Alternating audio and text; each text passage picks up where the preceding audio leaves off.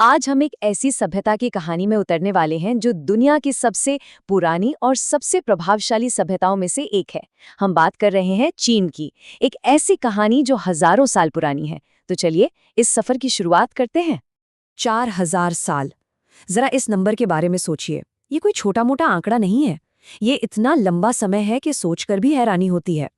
और पता है, यही वो स्केल है जिस पर हम चीनी सभ्यता की बात कर रहे हैं। एक ऐसी विरासत जिसने सिर्फ अपना ही नहीं बल्कि पूरी दुनिया का नक्शा बदला है। तो हर महान कहानी की तरह इसकी भी एक शुरुआत है, और चीन की कहानी की जड़ें वो एक नदी के किनारे से शुरू होती हैं। एक ऐसी नदी जिसने सिर्फ जमीन को ही नहीं बल्कि एक पूरी की पूरी सभ्यता को जीवन दिया। जी हाँ, दुनिया की कई महान सभ्यताओं की ही तरह चीनी सभ्यता का पालना भी एक नदी ही थी। पीली नदी, या जिसे येलो रिवर कहते हैं।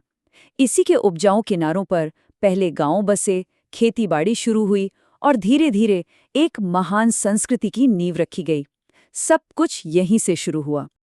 अब कहानी नदी के किनारों से आगे बढ़ती है। ये सभ्यता धीरे धीरे एक बहुत बड़े साम्राज्य में तब्दील हो गई, और इसे शक्ल दी एक के बाद एक आने वाले राजवंशों ने। ये शाही शासन का दौर था जिसने चीन को एक नया चेहरा दिया। यहाँ जो नाम है, ये सिर्फ नाम नहीं बल्कि चीन के इतिहास के वो मजबूत स्तंभ हैं जिन्होंने उसे खड़ा किया।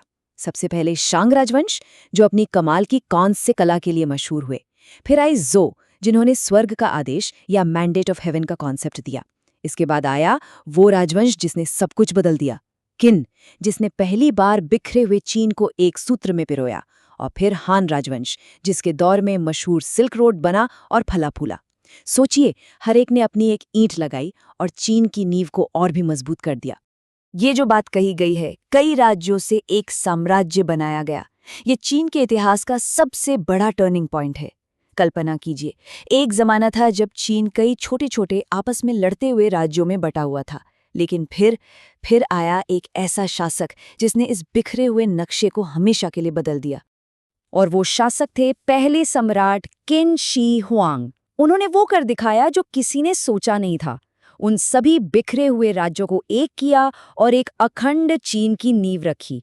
और उनकी सोच, उनकी महत्वाकांक्षा कितनी बड़ी थी, इसका सबसे बड़ा सबूत है चीन की महान दीवार। जी हाँ, इसका निर्माण शुरू करवाने वाले वही थे। लेकिन चीन की कहानी सिर्फ राजाओं, सम्राटों और जंगों की ही नहीं है। नहीं, ये कहानी है इंसानी दिमाग की, नए नए आइडियाज़ की, और कुछ ऐसे आविष्कारों की जिन्होंने सिर्फ चीन को ही नहीं बल्कि पूरी दुनिया का भविष्य लिख दिया। चलिए सबसे पहले बात करते हैं कागज़ की। एक पल के लिए सोचिए, कागज़ के बिना दुनिया कैसी होती? ज्ञान को, कहानियों को, हिसाब किताब को कैसे सहेजा जाता? कितना मुश्किल होता ना। बस इसी एक आविष्कार ने कम्युनिकेशन से लेके एजुकेशन और यहाँ तक कि सरकारें चलाने के तरीके तक में एक क्रांति ला दी। अगला आविष्कार, बारूद। और इसकी कहानी तो और भी दिलचस्प है। पता है ये बना कैसे? दरअसल इससे बनाने वाले अमर होने की दवा खोज रहे थे और गलती से बन गया ये विस्फोटक मिक्सचर। और इस एक गलती ने जंग लड़ने के तरीकों से लेकर बड़ी बड़ी इमारतें बनाने तक सब कुछ बदल कर रख दिया। इसका असर तो आज भी हम देखते हैं। और फिर है कंपास, एक छोटा सा साधारण सा दिखने वाला डिवाइस, लेकिन इसका काम बहुत बड़ा था। सोचिए उन नाविकों के बारे में जो खुले समंदर में सिर्फ तारों के भरोसे थे। कंपास ने उन्हें दिशा दी, उन्हें रास्ता दिखाया, और इसी एक डिवाइस की वजह से खोज और एक्सप्लोरेशन का एक नया दौर शुरू हुआ जिसने दुनिया का नक्शा ही बदल दिया। और आखिर में एक ऐसा आविष्कार जिसने ज्ञान पर कुछ लोगों के एकाधिकार को तोड़ दिया, प्रिंटिंग। इससे पहले किताबें हाथ से लिखी जाती थीं, बहुत महंगी होती थीं और कुछ खास लोगों के पास ही होती थीं। लेकिन प्रिंटिंग ने किताबों की हजारों लाखों कॉपियां बनाना मुमकिन कर दिया। ज्ञान अब महलों और मठों से निकलकर आम आदमी के घर तक पहुंच गया था। तो अब हम अपनी टाइम मशीन में बैठकर एक बहुत बड़ी छलांग लगाने वाले हैं। हम हजारों साल के शाही दौर को पीछे छोड़कर सीधा आ रहे हैं 20वीं सदी में। एक ऐसा दौर जिसमें बहुत बड़े बड़े बदलाव हुए और आज के आधुनिक चीन ने जन्म लिया। यहाँ देखिए, ये जो बदलाव है ये छोटा मोटा नहीं है। एक तरफ है हजारों साल से चली आ रही राजवंशों की परंपरा, राजा महाराजाओं का शासन, और दूसरी तरफ 20वीं सदी में बनी एक बिल्कुल नई तरह की सरकार, एक बिल्कुल नई राजनीतिक व्यवस्था। ये चीन के इतिहास का वो पन्ना था जहां सब कुछ पलट गया। ये हुआ था साल 1949 में।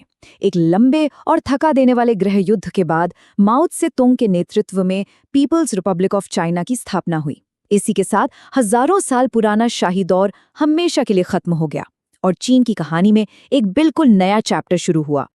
तो इस पूरी यात्रा का निचोड़ क्या है? इसका सार ये है कि ये कहानी है एक प्राचीन साम्राज्य की, जो आज दुनिया की एक बहुत बड़ी ग्लोबल पावर बन चुका है। एक ऐसा देश जो अपनी हजारों साल पुरानी विरासत को साथ लेकर आज की दुनिया में अपनी नई महत्वाकांक्षाओं को पूरा कर रहा है। और आज की हकीकत ये है, आज चीन दुनिया की सबसे बड़ी इकोनॉमीज में से एक है और सबसे ताकतवर देशों में गिना जाता है। ये जो आंकड़े हैं, ये साफ साफ दिखाते हैं कि आज उसकी आर्थिक ताकत और दुनिया पर उसका असर कितना ज्यादा है। ये उसके लंबे और उतार चढ़ाव भरे इतिहास का सबसे नया पन्ना है। और आखिर में हम इस एक सवाल पर आकर रुकते हैं कि 4000 साल की इतनी बड़ी विरासत के साथ चीन की कहानी का अगला चैप्टर क्या होगा? भविष्य में क्या छिपा है? खैर, एक बात तो तय है, चीन की कहानी अभी खत्म नहीं हुई है। असल में इसका अगला अध्याय तो अभी लिखा ही जा रहा है।